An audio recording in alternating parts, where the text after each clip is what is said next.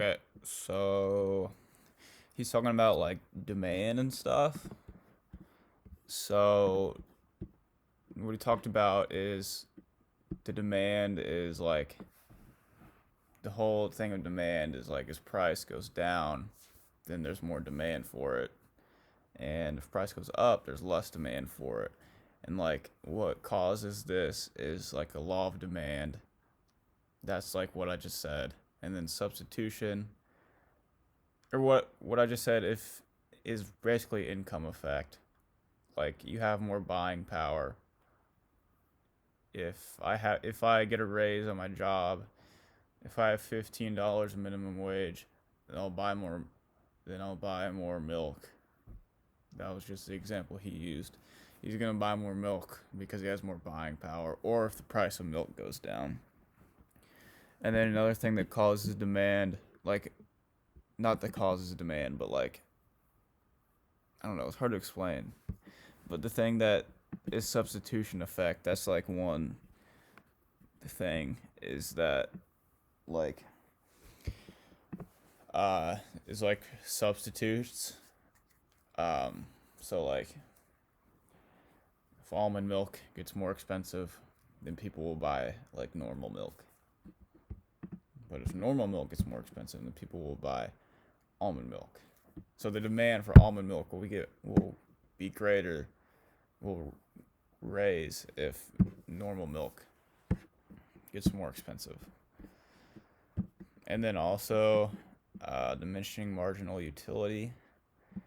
You talked about that. I didn't really like understand why. I don't really understand like how that fits into the demand, honestly. Because like uh, I think the utility you get from it's kind of relative. I don't know. It's like income, but like everyone has like like the price of milk is the same for everybody, but some people may buy more. But like I don't know. I don't know. I don't get it. I didn't get an example with the milk because like you need milk. Like everyone needs milk, pretty much. You know. I don't know. He also said that because I get what he's saying. If if I get less utility from milk, then I'm gonna have less demand for it because I don't like it anymore. So the more and more I buy it. And so also he talked about the he compared he explained the difference of quantity demanded, which follows the demand curve. That's like that has to deal with like the substitution effect and income effect, where like if price goes down a little bit, then there's gonna be more quantity demanded because that like follows the demand curve. But he also talked about the just demand change, which doesn't follow the demand curve and doesn't have to do with income effect and the price of the good, and so the quantity demanded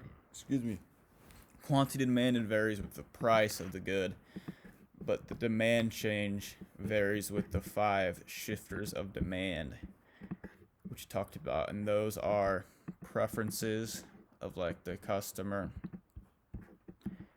and then like his example was like if milk makes you bald, like less people will buy it because people don't want to get bald. So yeah, and then the number one was number of consumers.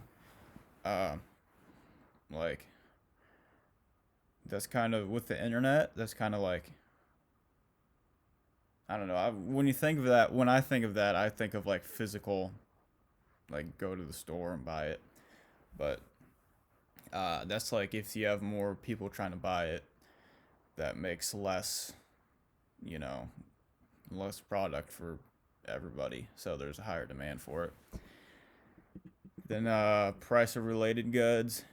That's another shifter of demand.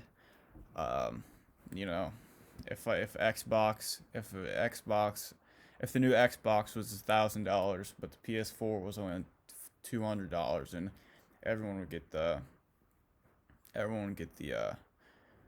uh, PS4. I guess it's more a substitute, but I think it makes sense. Then another shift in demand was income. So like, I guess that's the same as like the income effect, where he said that like, where if you buy like a normal good, if I have more income or whatever, then I'm gonna buy, you know,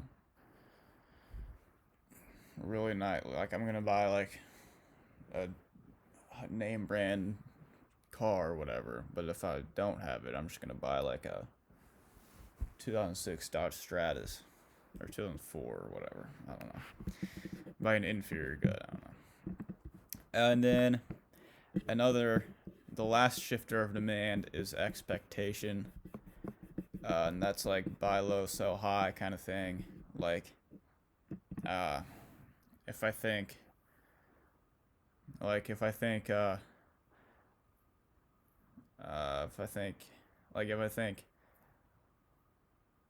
um, like, if I think Apple stock's gonna go high, gonna like go up to $1,000 next week, then I'm gonna buy all the Apple stock because that'll raise demand. But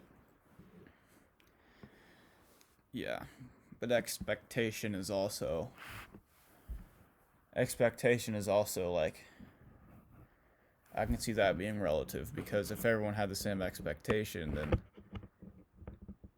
you know, if everyone thought that milk was gonna go up a whole bunch next week, then everyone would be trying to get the milk this week, and then the demand for the milk would go up and be the same as next week, because everyone's on the same page trying to get the milk this week. You know what I mean?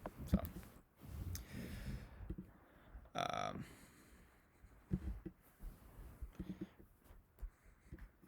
or maybe I should say, I don't know. That was a horrible analogy, but that was actually just wrong. But like,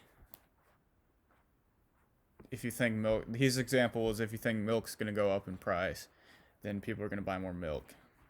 So, but I guess my rebuttal was like, that's relative. That's like individual basis, because if everyone thought the price of milk was gonna go up, that would make the demand go up this week for milk way more, thus raising the price probably. So yeah, and those 5 shifters of demand are the causes for demand change, which does not follow the price and does not follow the demand curve. That is quantity demanded, which varies with the price of the good.